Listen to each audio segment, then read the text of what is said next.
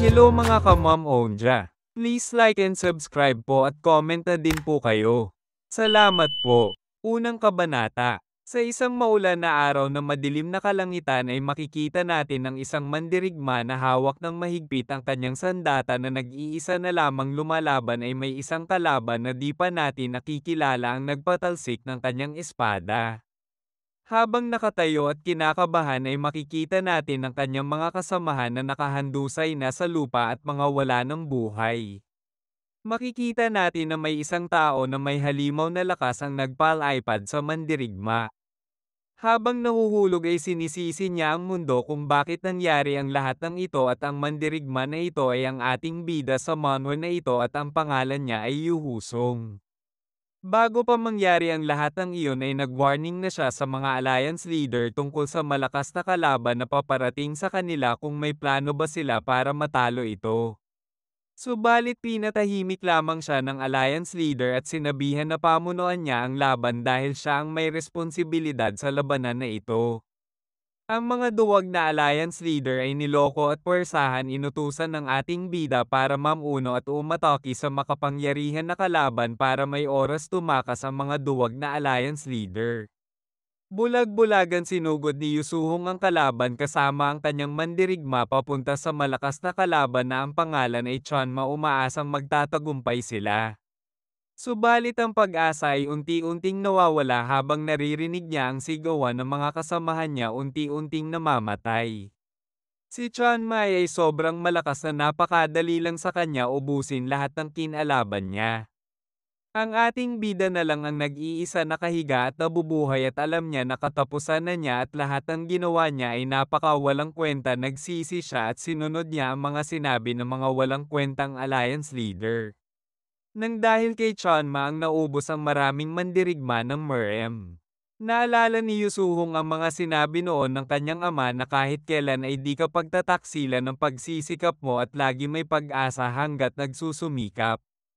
Lahat ng iyon ay kasinungalingan at naiinis si Yusuhong sa kanya ama bakit siya naniwala sa mga iyon. Ang pagsisikap ay napakawalang kwenta kung matatalo ka lang, yan ang huling salita na nabanggit ni Yusuhong bago siya matalo ni Chanma at mamatay. Habang papikit ang kayang mata ay biglang may lumabas na notification at wini-welcome siya sa Merem Online. Nag-umpisa na ang pag-create ng character at ang character ay nakabase sa kanyang memory. Sa paggising ni Yusuhong ay makikita natin na bigla siyang bumata habang naririnig niya ang sigaw ng kanyang ama habang nagtatanong sa sarili kung nasa langit na ba siya. Sa paglapit ng kanyang ama ay agad-agad siya binitukan sapagkat anong oras na ay nakahilata pa din siya. Nagtataka ang ating bida kung ano ang nangyayari, nakikita niya ang dating niyang kwarto nung bata pa siya, di niya pinansin ito at humiga NLNG ulit sapagkat ang akala niya ay isa na lamang ito alaala nung bata pa siya na pinapakita bago tuluyan mamatay. Habang mas pinili na lang niya na matulog ay makikita natin ang kanyang ama na papasugod hawak ang Wallace para ihampas sa kanya para tuluyan na bumangon. Ngayon ang araw para sa pag-register pagpasok ng military academy at wag na wag siya malelate. Habang nakikita niya ang pera para sa kailangan niya para sa pag-register sa academy ay di siya makapaniwala.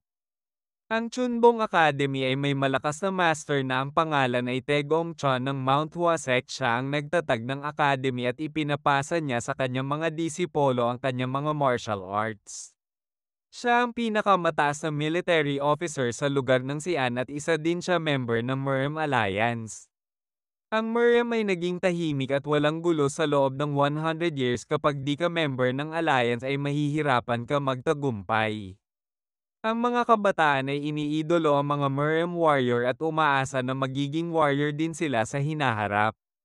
Subalit sa pagtagal ng panahon ng Merem Society ay mas lumalala at makikita natin na ang malakas ang mas nanjinji babaw sa lahat. Ang mga tao na pinanganak na high status at may mga talento ay nabibilang sa Golden Spoon. At ang medyo may kakayahan sa buhay at may talento ay nabibilang sa Silver Spoon. At ang panghuli ay ang kinabibilangan ng ating bida kung saan ay walang kahit anong kayamanan at status sa buhay ay nabibilang sa Bronze Spoon.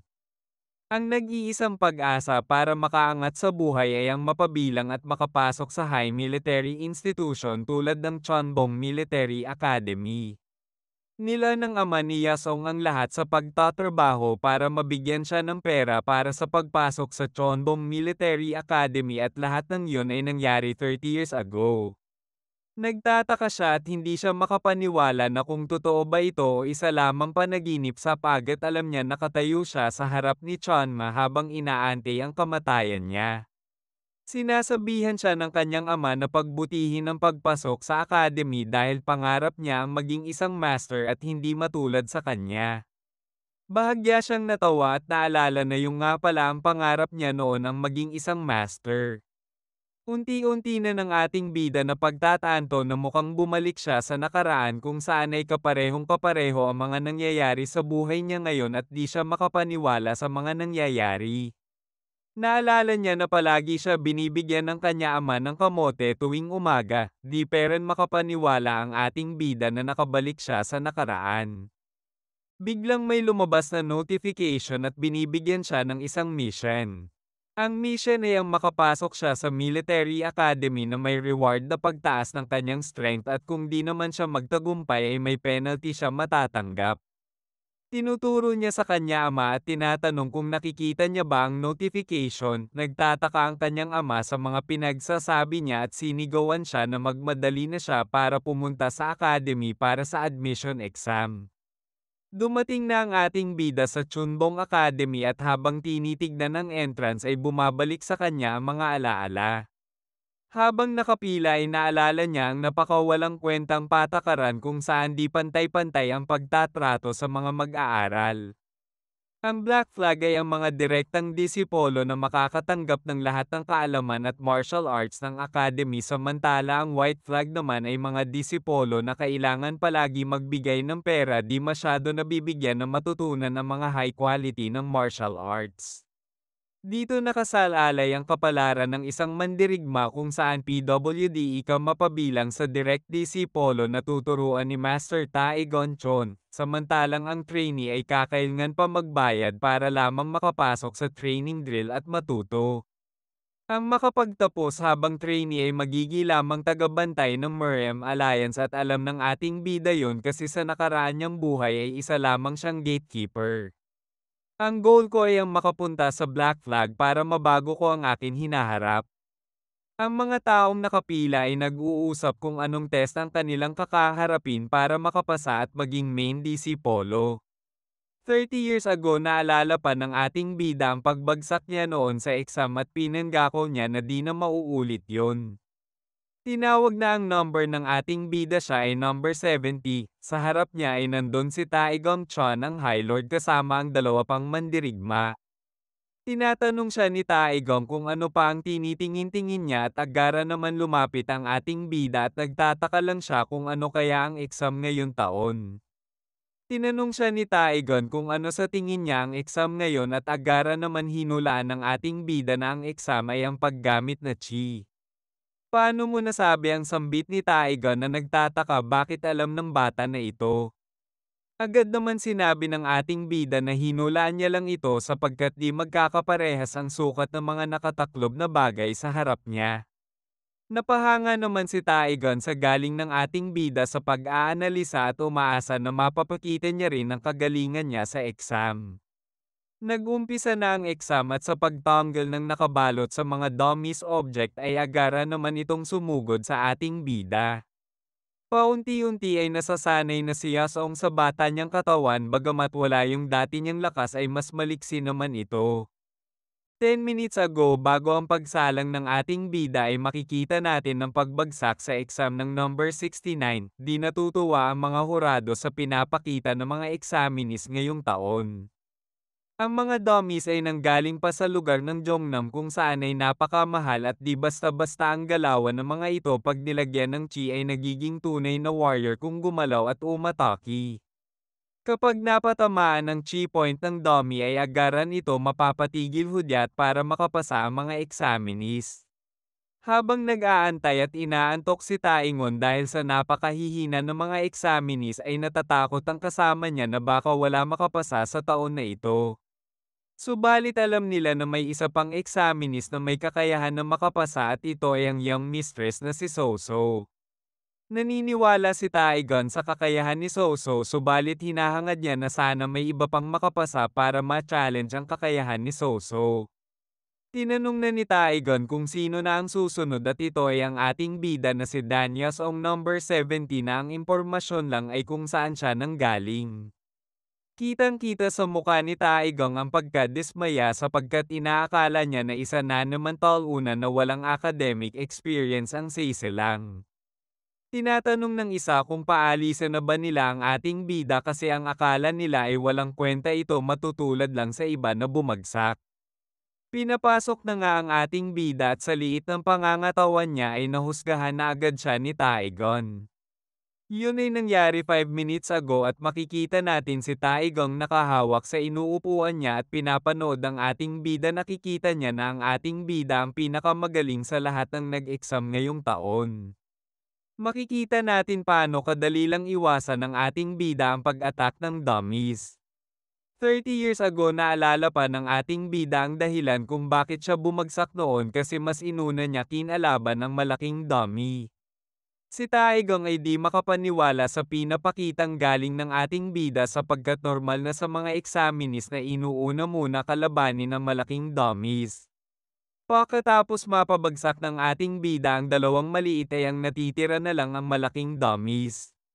Ginamit ng ating bida ang 8 method orthopedic technique. Sinipa ang muka ng dummy at pinalipitan ng kamay ng dummy ngunit di siya nagtagumpay. Nagulat si Taegon sa teknik na pinakita ng ating bida, namangha siya sa pagtalo sa dalawang maliit para di siya ma-outnumber at napapaisip siya kung paano tatalunin ng ating bida ang mas malaking dummy sapagkat mas marami ang chin na nakalagay sa dummy na ito. Muntika na ang ating bida at maswerte siya na alala niya pa ang mga teknik niya noon. Alam ng ating bida na mas malakas at mas madami ang chi ng huling dummy at alam niya di sapat ang kanyang lakas ngayon. Subalit may isang teknik pa na alam ang ating bida para matalo ang dummy. Nagulat si Taegon sapagkat inulit na naman ng ating bida ang 8 method orthopedic technique. Ang orthopedic technique ay ang paggamit ng daliri para sa acupuncture. Ginamit ng ating bida ang meridian shifting technique. Tatlo sa pinakitang suntok ng ating bida at di sila makapaniwala sa pagkat alam nila na hindi lang basta suntok ang ginawa ng ating bida. Masaya ang ating bida sa pagkat sa wakas ay nagawa niya makapasa sa exam. Hindi makapaniwala ang mga hurado sapagkat ang teknik na ginamit ng ating bida ay para lamang sa medical practices pero ginamit ito ng ating bida sa pag-atake sa kalaban. Napagtanto nila na ang ating bida ay isang henyo dahil sa magandang pinakita niya sa pagsusulit. Napaka-interesado yun lamang ang nabanggit ni Taegon sa kamangha-mangha pinakita ng ating bida. Habang nasa waiting room ay makikita natin ang labis na kagalakan ng ating bida. Ang teknik na ginawa niya ay di pa nalalabas sa panahon ngayon, ito ay lalabas lamang makalipas ang 10 years or 20 years at masaya siya na nakabisado niya ang libro. Lumabas ang notification na nagsasabi na natapos niya ang mission at mabibigay siya ng +1 strength. Di siya makapaniwala na naramdaman niya na talagang lumakas siya ng bahagya. Pinapakita din ng system ang mga bonus reward niya kung saan pinapapili siya ng isa sa tatlo kung ang small herbal medicine, golden dragon sword at third eye permanent martial art technique.